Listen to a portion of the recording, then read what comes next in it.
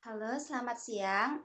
Di sini saya akan membahas suatu pertanyaan mengenai uji kualitatif protein.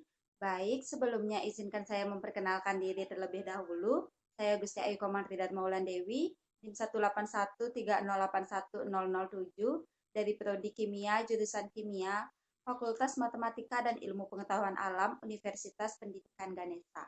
Nah, di sini saya akan membahas 15 soal mengenai uji kualitatif protein, di mana saya akan memulai dari pembahasan nomor satu.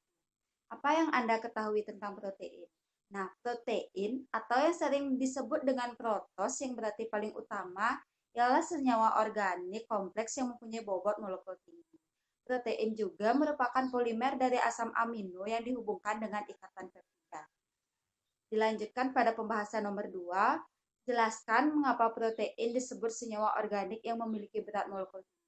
Nah, ini dikarenakan protein merupakan polimer dari monomer-monomer asam amino yang dihubungkan satu sama lain dengan ikatan peptida, dan molekul protein memiliki beberapa kandungan diantaranya karbon, hidrogen, oksigen, nitrogen, dan kadangkala sulfur serta fosfor. Dilanjutkan pada pembahasan nomor 3, ditinjau dari strukturnya, protein terbagi menjadi 4 jenis protein. Sebutkan dan jelaskan jenis-jenis struktur protein dari sisi ikatan yang terkandung dalam masing-masing struktur protein.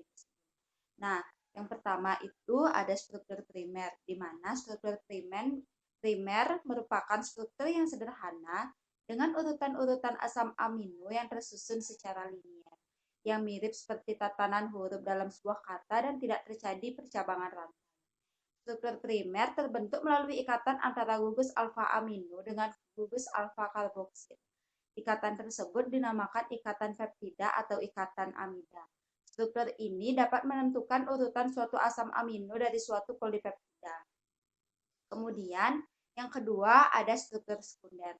Struktur ini bersifat reguler. Pola lipatan berulang dari protein. Dua pola terbanyak ialah alpha helix dan beta sheet.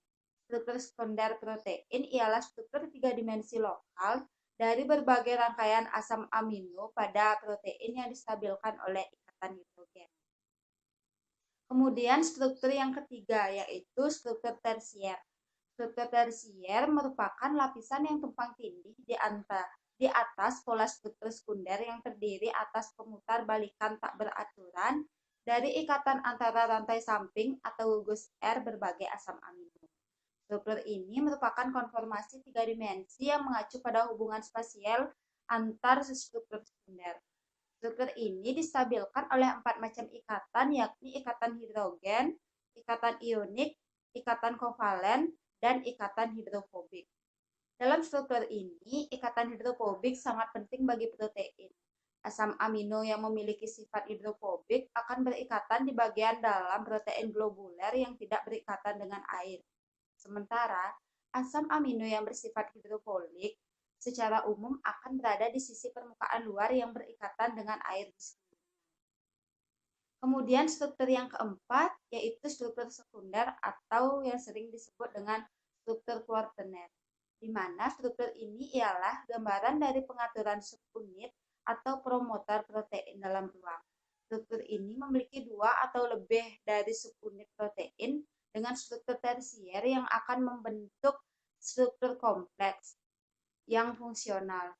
Ikatan yang berperan dalam struktur ini ialah ikatan non-kovalen, yakni elektrostatis, hidrogen, dan hidrofobik. Protein dengan struktur quaterner ini sering disebut juga dengan protein multimerik. Jika protein yang tersusun dari dua subunit disebut dengan protein dimerik, dan jika tersusun dari 4 subunit disebut dengan protein tetramerik. Dilanjutkan pada pembahasan nomor 4, sebutkan fungsi protein bagi kesehatan manusia. Nah, fungsi protein di sini yaitu sebagai perbaikan dan perawatan, sebagai sumber energi, sebagai pembentukan hormon, sebagai pembentukan enzim, sebagai alat transportasi dan penyimpanan molekul tubuh, serta sebagai pembentuk antibodi. Dilanjutkan pada pembahasan nomor 5, jelaskan perbedaan proses terjadi pada larutan protein yang diendapkan dengan garam dan dengan logam. Nah, pada pengendapan dengan garam, apabila terdapat garam-garam anorganik pada konsentrasi tinggi dalam larutan protein, maka kelarutan protein akan berkurang sehingga mengakibatkan pengendapan protein tersebut. Hal ini disebabkan oleh ion-ion garam berkompetensi dengan molekul-molekul protein untuk mengikat air atau sering disebut dengan terhidrasi. Karena kemampuan ion-ion garam terhidrasi lebih besar daripada molekul-molekul protein, maka molekul protein mengendap. Nah, sedangkan pada pengendapan dengan logam, protein dapat diendapkan oleh ion-ion logam berat. Pengendapan ini terjadi karena ion-ion logam berat membentuk garam proteinat yang tidak larut dalam air. Dilanjutkan pada pembahasan nomor 6, jelaskan kapan dan di mana proses dialisis diperlukan. Nah, dialisis ialah proses perpindahan molekul terlarut dari suatu campuran larutan yang terjadi akibat difusi pada membran semipermeabel. Molekul terlarut yang berukuran lebih kecil dari pori-pori membran tersebut dapat keluar, sedangkan molekul lainnya yang lebih besar akan tertahan di dalam kantung membran. Metode dialisis banyak digunakan dalam pemurnian protein, terutama enzim. Dalam proses ini, dialisis digunakan untuk menghilangkan molekul garam seperti amonium sulfat sebelum dilanjutkan dalam proses pemurnian berikutnya ataupun pada tahap akhir pemurnian. Dilanjutkan pada pembahasan nomor 7, jelaskan prinsip uji Biuret pada percobaan kualitatif larutan protein.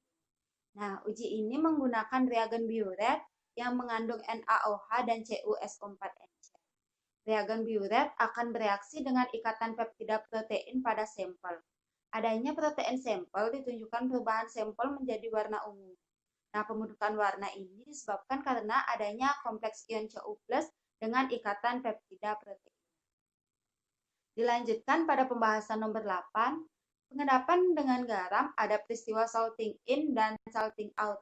Jelaskan perbedaan kedua konsep tersebut. Nah, konsep salting in di sini mengacu pada efek di mana peningkatan kekuatan ionik suatu larutan meningkatkan kelarutan zat terlarut seperti protein. Sedangkan salting out pada konsentrasi garam yang tinggi, kelarutan protein turun tajam dan protein dapat mengendap. Dilanjutkan pada pembahasan nomor 9. Apa yang terjadi jika larutan protein ditambahkan dengan bahan dan reagen larutan NH4,2SO4? Apakah ada perbedaan yang terjadi bila protein ditambahkan dengan Na2SO4? Nah, pada kejadian ini tidak ada perbedaan dikarenakan penambahan NH4,2SO4 dan Na2SO4 pada protein akan menurunkan kelarutan protein dan terjadi pembentukan senyawa tak larut antara protein dengan amonium sulfat atau protein mengalami pengendapan. Dilanjutkan pada pembahasan nomor 10, uji koagulasi larutan albumin telur sebanyak 5 ml, ditambahkan 2 tetes larutan asam asetat 1 molar, kemudian dipanaskan dalam penanggas air selama 5 menit sehingga terbentuk endapan. Jelaskan perbedaan koagulasi dengan pengendapan. Koagulasi ialah proses destabilisasi partikel koloid dengan cara penambahan senyawa kimia sehingga partikel-partikel tersebut bersifat netral dan membentuk endapan karena adanya gaya gravitasi. Sedangkan pengendapan ialah proses membentuk endapan, yaitu padatan yang dinyatakan tidak larut dalam air, walaupun endapan tersebut sebenarnya mempunyai kelarutan sekecil apapun. Dilanjutkan pada pembahasan nomor 11. Jelaskan mengapa larutan protein dapat mengendap pada alkohol. Alkohol dapat mengendapkan protein dikarenakan gugus fungsional dari alkohol lebih kuat mengikat air sehingga kelarutan protein dalam air berkurang.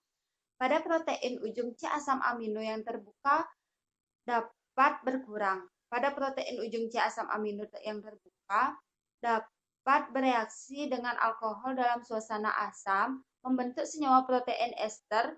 Pembentukan ester ini ditunjukkan oleh adanya endapan yang terbentuk. Dilanjutkan pada pembahasan nomor 12. Jelaskan contoh aplikasi pengendapan protein dengan logam dalam kehidupan sehari-hari.